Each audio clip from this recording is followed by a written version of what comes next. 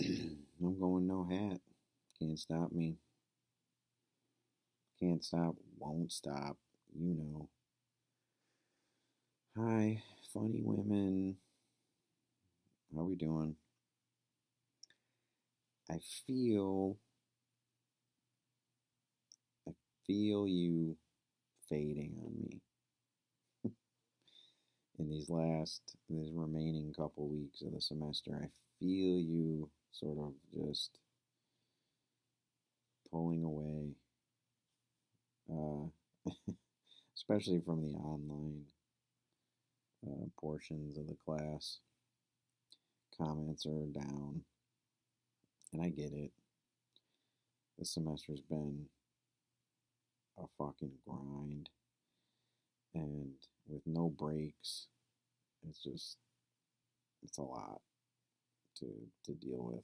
And I can only assume my class is low on the priority list for you in terms of your coursework and graduation and all that kind of stuff. So I get it. I'm nothing if not sympathetic to the plight of the student. It's something I told myself when I got into teaching that I'd never do. I'd never forget what it was like to be a student. I think a lot of professors, most professors, just as soon as they become a professor, they erase their entire uh, career as a student. But I've always been prided myself on maintaining a connection to that feeling and that what it means, what it was like, and how sometimes you're just like, dude, I'm fucking done. Hey, I dropped out of school for a year because I was cooked, so I get it, and I'm here for you. Um, so I'm I'm I'm getting burnt out too. So I'm gonna do this. This video will be sort of a combo since I was kind of waiting for more comments to come in, but they're probably not coming. So I'm just gonna mash up Shlesinger and Samantha B for you for this video. Um, Starting with Shlesinger, I I really like her, and it's funny because we in my stand-up class on Tuesday we watched Nikki Glazer, who I think is a very similar ethos uh, to Schlesinger, and kind of the the limbs of this Amy Schumer comedy tree, right? Um, Whitney Cummings, Amy Schumer, Nikki Glazer, Iliza Schlesinger, all sort of built their careers around, this sort of the hyper focus on their themselves and their sexuality, right? Very sex positive um, comedians, and I think that is almost a natural first step for a woman in comedy, or a traditional first step, entering into this world, this sort of male dominated world. They figure they sort of like want to reclaim like sex as something that's relatable to everybody, but that guys can relate to. And I think it's very easy to get caught in that as like, this is the kind of comedian I am and that I want to be. Um, but that's why I'm like, you decide. I'm like, I'm not particularly qualified to comment, right? White men have been judging and pointing at women and saying that they're doing it wrong, and then basically uh, oppressing them forever. So like, here's another space where yeah, I'm teaching a funny women course. I'm supposed to have opinions about it, but like, who am I to say that Iliza Shlesinger is doing it wrong, or she's not doing it, the way she should be, or her message is backwards, or her message is limiting, or whatever it is. Like, I don't want to I don't want to be the arbiter of that. Like, that's what got us in this mess, was people unqualified to commenting. Um, and, you know, as a result of that, um, women or any minorities struggling. Um, but I have to talk about it. So just keep that in mind. Like, in everything that I'm going to talk about is my opinion as as an educator, not as a man, I suppose. Let's just put it that way. Um, so yeah, she's in this Schumer school, I guess you could call it. Um, of sex positive comedians, and um, the Nikki Glazer discussion was interesting. It's similar to the Schlesinger discussion. Like, it's refreshing to hear a woman talk about these things unapologetically and with authenticity, and like, those are transgressions of the world that we live in. Typically, women aren't supposed to do that, and when they do, they're sort of brash, and um, but that's, what do we do with women like that?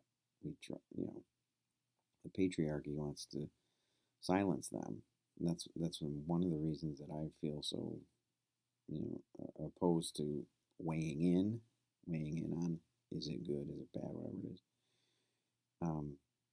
Because that's typically how it goes. Like, women aren't supposed to act that way. You can't do that. Stop doing that. And then pushed aside to, somebody who, and it's funny because a lot of this stuff that I'm talking about with her stand up applies directly to the sketch. Um, the What's called the support group sketch, which is a brilliant sketch in a pretty bad sketch show. Like, most of the other sketches are like, all right, you're trying too hard, Iliza, but she nails it with that. The support group for like confident women. That's We'll get to that. Um, so Nikki Glazer talks only about sex the entire hour, and the students were like, it's just a lot, um, and it comes off as sort of, it's like, okay, I get it. Um, Now what? I've said that all semester. Like, okay, you're doing this, but where's the big, yeah, where's the big drop? Where's the reveal? Where's the meaning?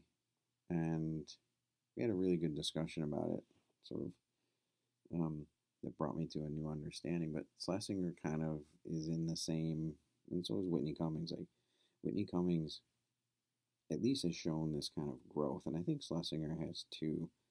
We're like, yeah, the foot in the door is, I'm going to talk about drinking and fucking and all this kind of stuff. Um, but what do you do with that once you're in? Do you continue to just peddle that, or do you move forward? Like, Whitney Cummings is a perfect example. Like, her first like 3 specials, like, they might as well be the same thing. It's like, hey, men and women are different. Isn't that hilarious? Like, it's almost every joke you can boil down to, men are like this, women are like this. And it's like, oh, we get it. But her last special Can I Touch It? I think is the name of it. It's on Netflix if you want to check it out. Just uh, didn't have time to do Whitney Cummings this semester, but um, she takes that and she starts, I think, getting more introspective and talking about Me Too and the implications of all this. Men and women are different that she's been doing, for years and years. So like I appreciate greatly. And Sarah Silverman followed kind of a similar arc for me, at least. Um, and it's not sexist, like it's not sexist because I demand that of any comedian, male, female, black, white, gay, straight, any whatever.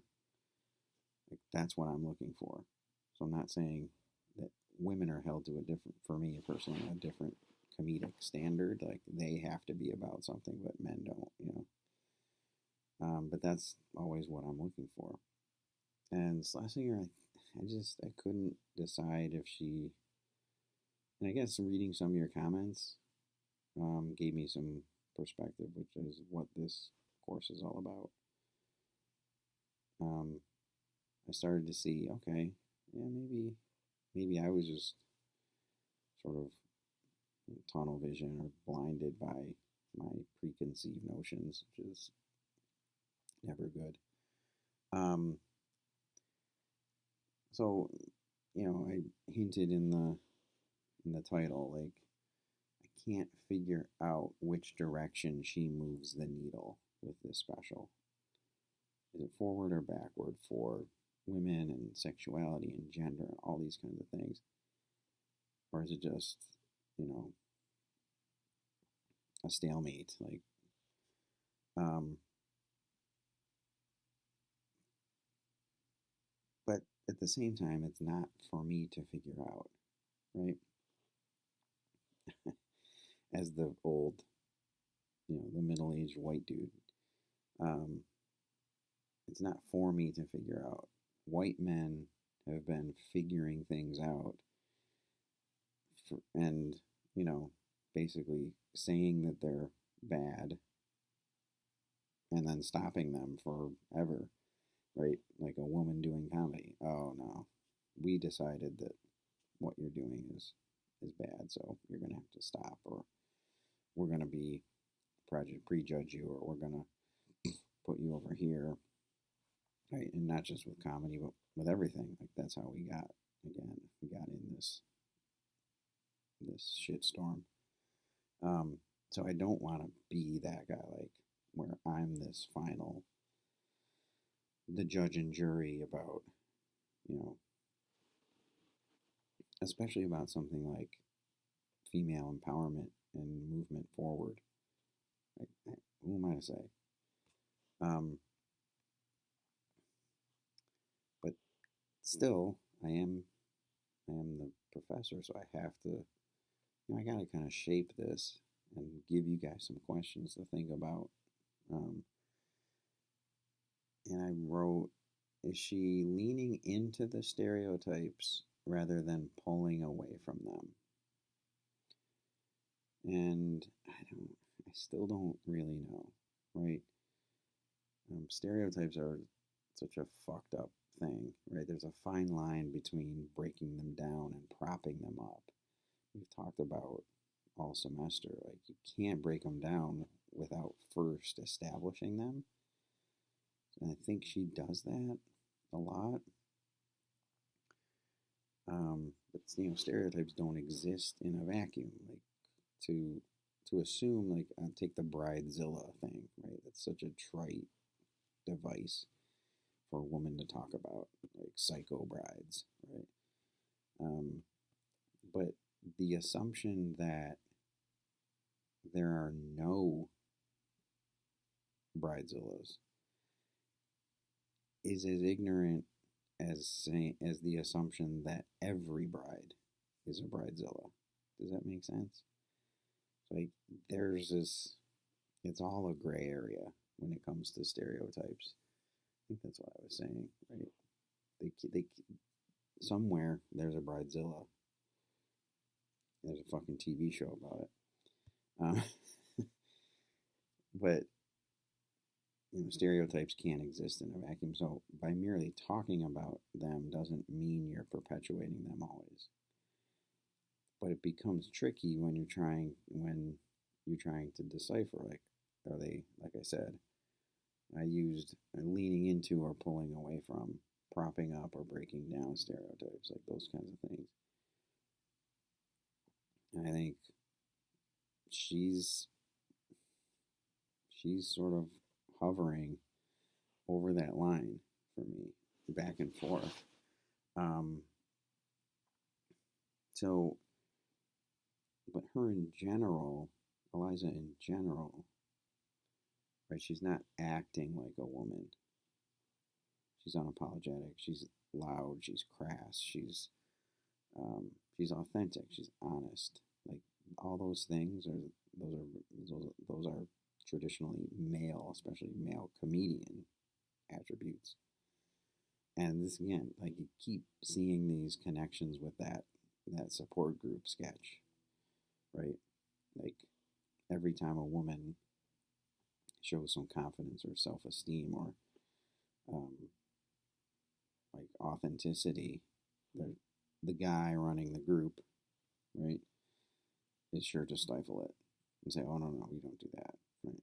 Um, and it's just so brilliant that there's a white man sort of mediating this support group, um, and that's like so in her act, she is performing all of those things, right? She's super um, unapologetic and crass and loud. Um, those are all transgressions, right? They're just seen as transgressions from a woman's side. Um, I was thinking like, is this about a woman aware of the limitations of gender and her complicity within those limitations? Does that make sense? I think because I think there's this theme of like condemning women for sort of confirming the stereotypes, if that makes any sense.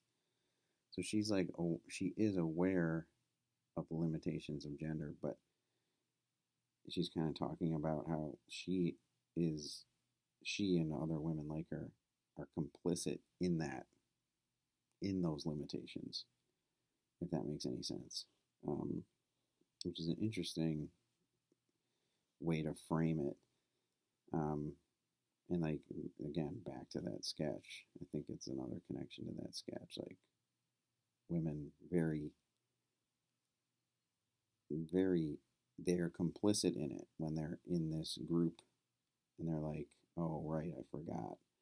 We're not supposed to act this way." Like having this man tell them that, and then oh, right, right. We're here to be reminded of that. Again, these are just like blurbs that I was jotting down while watching it. I talked about Whitney Cummings.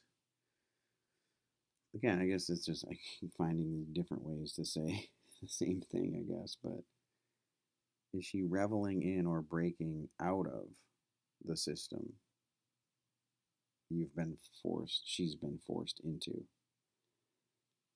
Right? Like, and I don't know which is, if one is better than the other or not.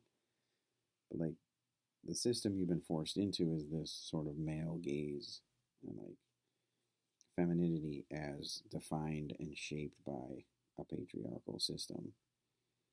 So are you reveling in that, or are you pushing against it, trying to break out of it? And I feel like there are times when she's doing both of those things, which can send a conflicting message, I guess, is my point. Um, so, Jen,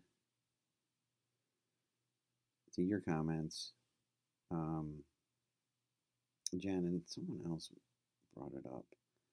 this idea of there's feminist undertones that men should be able to wrap their head around. Like men should be able to comprehend.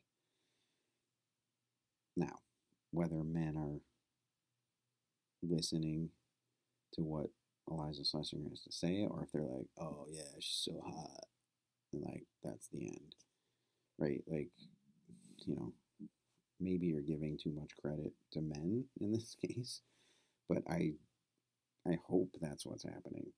Um, and the Jennifer talked about the the sketch. I'm so psyched that any of you who commented on the sketch thing were like, that sketch was the one. So showing your sort of your your your developed how your comedic senses have been developing over the course of the semesters, that you've nailed that sketch as the one that was worth talking about. And the idea of men shaping femininity, right? The man's leading the meeting and basically keeping everybody in their place, doubting themselves, right? Kind of bitching back and forth, you know, keeping them at bay. Sort of ties in with that whole how men, you know, are behind the scenes wielding or shaping the feminist movement through, you know, capitalism and um, you know, media production and things like that. Justin, we talked about opening men's eyes.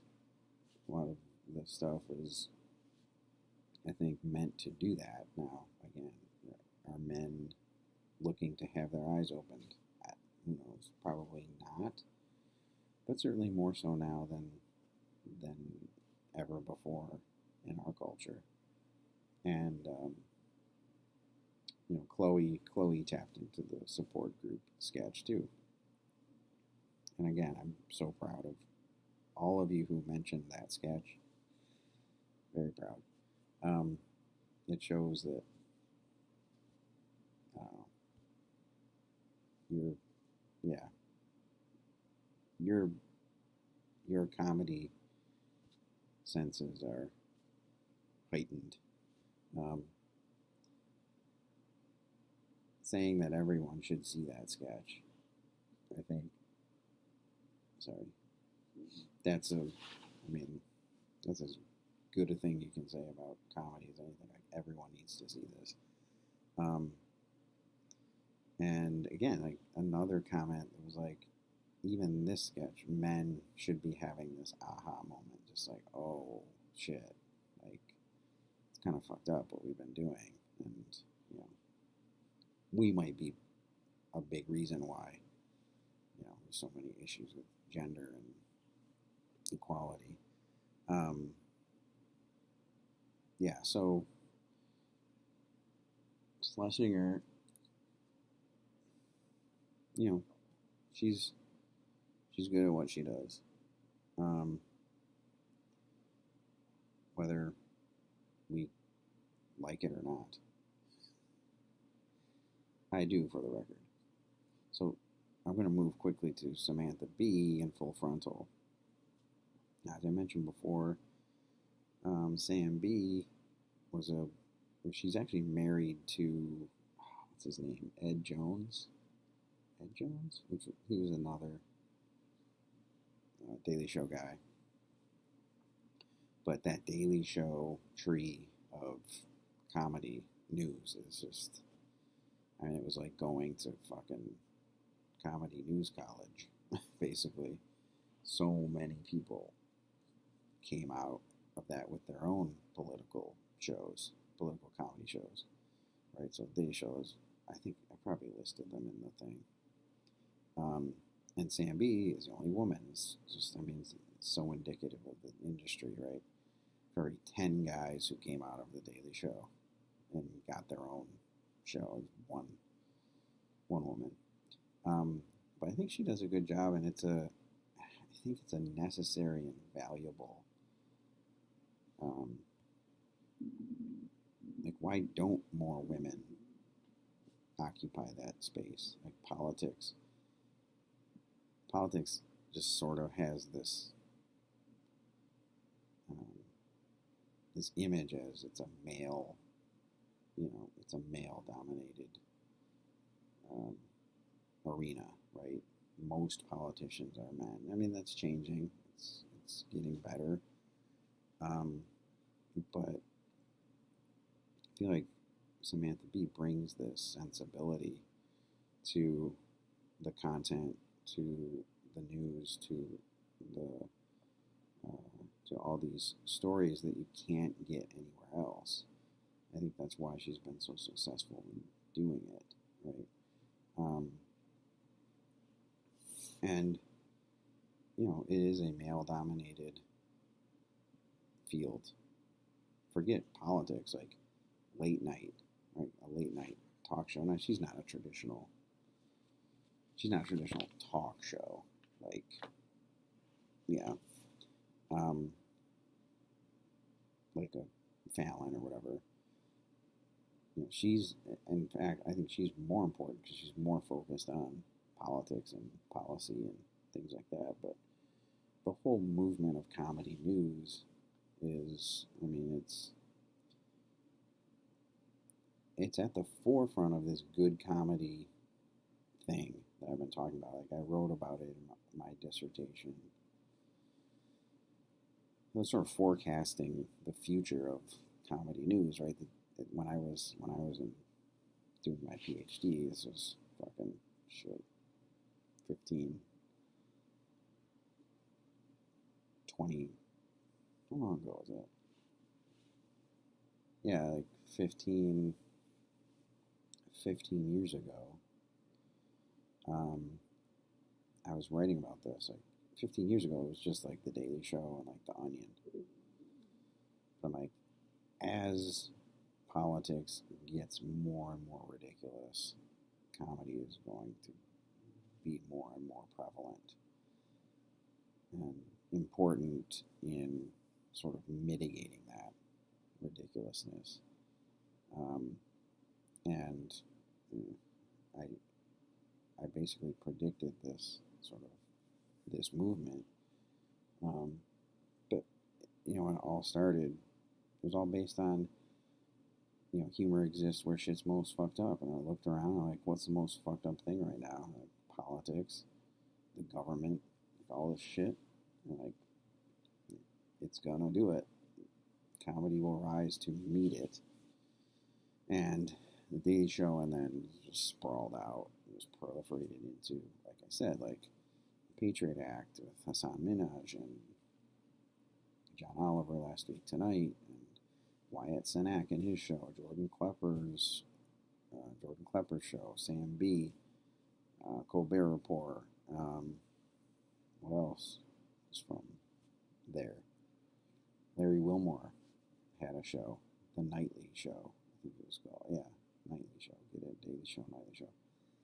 So, Sam B, I mean, you could argue that she's been as successful as, like, Last Week Tonight is huge. It's on HBO, But I put her at that level. I don't want to say because she's a woman. I mean, it certainly is a different perspective.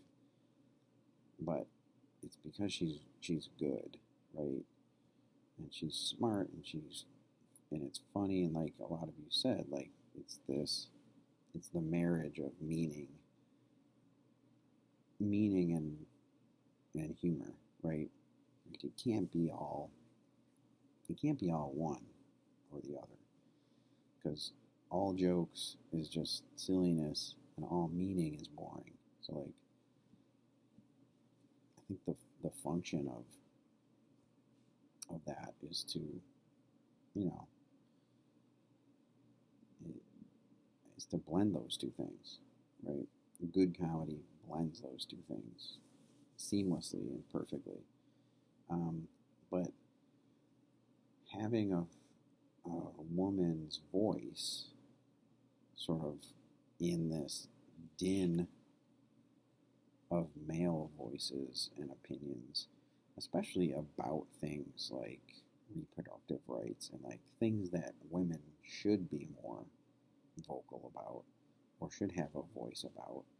And we've talked a lot about um, being a voice for the voiceless, right? And you're seeing it more with like AOC and like her crew in Congress on the in the political sphere, but from from the other side of that, from the media sphere, it's Sam B, and like there aren't many others. So it makes what she's doing that much more important. I was shocked to see that I think everybody who left a comment, I'm looking right now, except Ben maybe.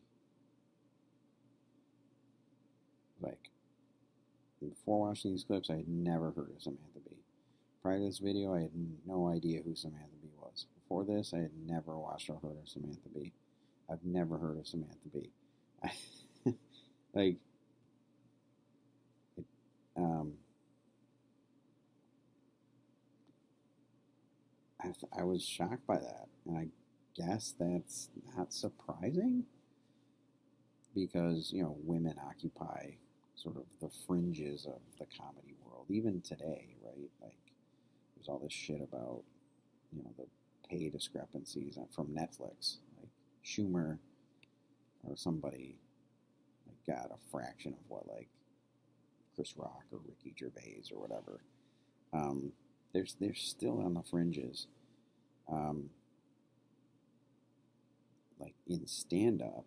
But if you look at the political comedy world, I mean, like the extreme fringes, like we've yet to sort of, Samantha Bee has broken through, but like she hasn't really, the floodgates haven't opened, I guess. Sarah Silverman weighed in with her I Love You America, which is a great show. She sort of started to get into it. So there will be more, but Sam B is a trailblazer, and I think she's done a lot with her position and understands the significance of it. So yeah, spread the word, those of you who haven't heard of her before. And hopefully we can help facilitate the movement. Yeah. All right, so that's that. I'll have another video for you, and I'll hopefully see you guys on Monday. If you watch this before Monday, that'll make sense.